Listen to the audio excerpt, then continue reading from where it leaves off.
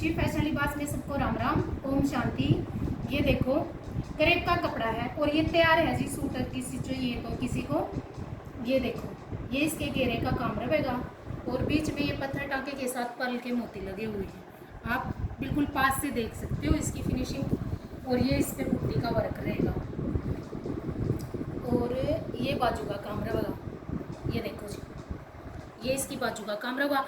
आप वर्क को कम या ज़्यादा अपने हिसाब से करवा सकते हो, जैसे इसमें गला भी ऐड करवा सकते हो और पोंचे भी बनवा सकते हो। एक दूसरा सूट और दिखाते हैं आपको। ये देखो ये जिग जैग जूट का कपड़ा है, जिग जैग जूट है ये।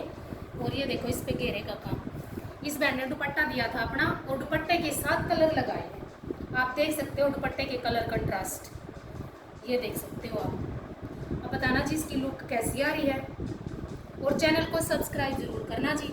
ये देखो ये इसकी बाजू का काम रहेगा। आपसे दोबारा बोल रहे हैं भी कि कोई भी गला बाजू अगर आप ज़्यादा कम या ज़्यादा काम करवाना चाहते हो, सिंगल करवाना चाहते हो तो आप चेंज भी करवा सकते हो।